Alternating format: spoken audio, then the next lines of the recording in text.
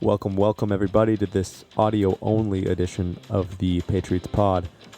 As you all know, Jerod Mayo was fired after the game on Sunday, and a lot of fans have reacted thinking the win was part of the reason for this, and I completely disagree. We're going to walk it back to January of 2024 and go through the timeline of Jerod Mayo's miscues, which really likely led to his release on Sunday. It was a long season of mishaps at the podium and a long season of the team generally trending in the wrong direction, as Robert Kraft said in his statement. And let's go ahead and wind it back to last January. The 17th is when he was hired. He didn't even make it a full 365 days, which is rare, I think, for a Patriots organization. This is something you maybe see with the Raiders, the Jags, the Panthers, one-and-doneing people. But this was rare, but I think it was a must-have full measure from the Krafts. And it starts here on the 22nd of January last year, when Jerod Mayo is saying, we have a lot of cap space, and we got some cash to burn.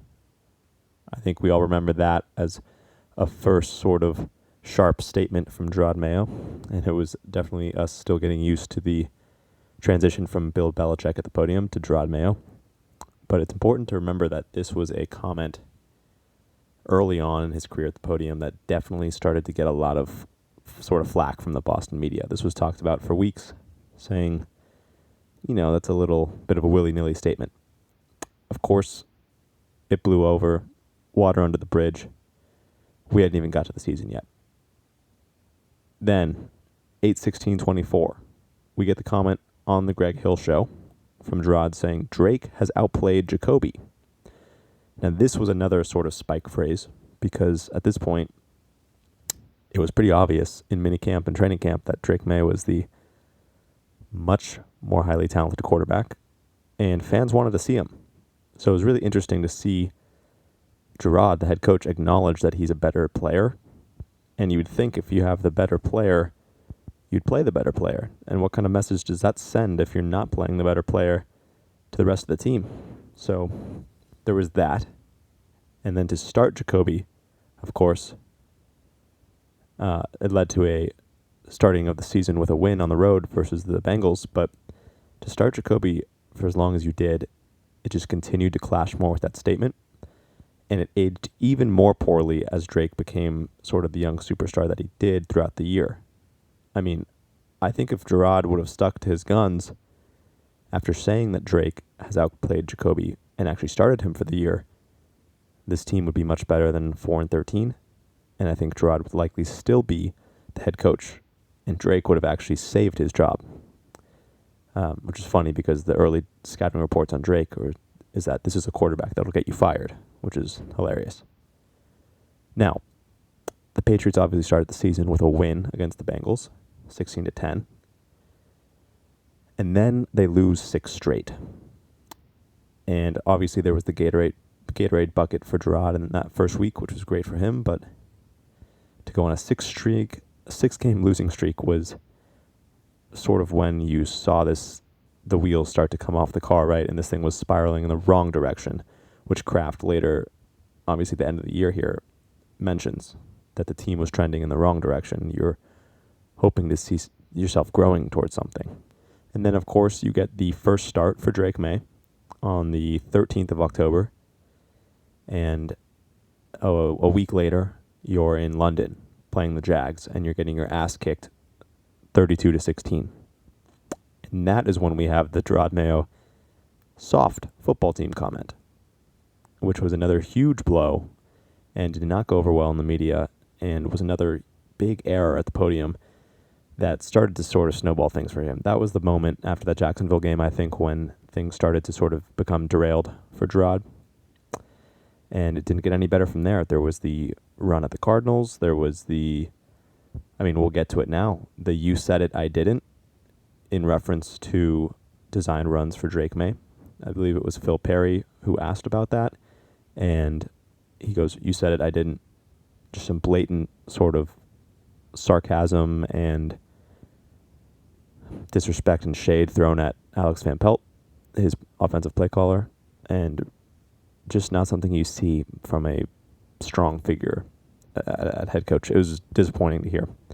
Then, of course, we have Mayo telling the media that Antonio Gibson will start due to a little bit of fumbling issue from Ramondre, and we see the opposite. We still see Ramondre starting that next game, and it was deemed a coach's decision, which just you could tell the communication wasn't there and hasn't been good all year. Then, of course, there's the home game versus the Chargers blowout, where we see the first of the real Fire Mayo chants during that Chargers game. A lot of booing as well. And then after that, shortly, we have the Jelani Tavai telling fans to know their place. And this is where the messaging and the communication just really fell apart. Something you wouldn't see under Bill. Something Robert Kraft clearly started to see. Just from an outside view from 10,000 feet, you can tell that undisciplined locker room and Jerod had lost it. And then, of course, we win against the Bills. We lose the number 1 draft pick and end the season 4-13. And Mayo is fired less than an hour after that Bills game. So that is what I would call the negative timeline for Jerod Mayo here and how he went about one and dunning himself. I think he made some serious detrimental mistakes that ended up causing this decision to be made. I think he had a really long leash at the beginning of this year. I think the Crafts were almost certain they were going to retain him for the next year, considering they had handpicked him, as long as things didn't literally implode. And unfortunately, they did. There was no upswing at the end of the year. There was no real development from any players from your draft, besides Drake May. And that, I think, happened on its own. I don't think I give any of these coaches any credit for that. I think he's just a stud. And I honestly think it's for the best, for the sake of the organization. I love Jerod as a guy, super nice guy, but not ready to coach this team, not ready to be a head coach. And I think we're in a great spot now to potentially get a culture-building, experienced, winning head coach in Mike Vrabel. And I think you're going to see it as soon as Friday, and potentially a press conference from him in wearing Pat's logos on Monday. I think it could move really quick after we do the Ben Johnson interview. That's either going to be something that slows things down or is a box to check to say you talk to him, and it's going to go straight to the Mike Vrabel show.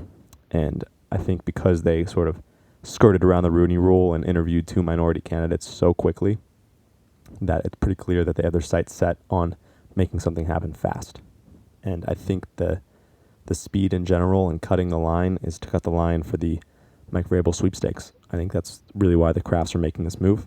Obviously, it's in part to this timeline of really atrocities that Jerod Mayo committed at the podium or on the field. But I think there's also a situation here that is the perfect storm for an instant firing and a very swift hiring of a new head coach that has history here, has a winning culture, and could definitely turn things around with a young franchise quarterback, a lot of cap room, some actual personnel people to bring into the building, some offensive assistants. I think we're at a turning point this offseason for a new era that you wanted with Jerod, but you didn't get.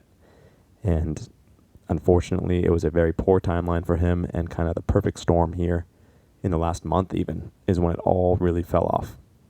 And I think if it didn't go that way in the last month, he'd still be your coach.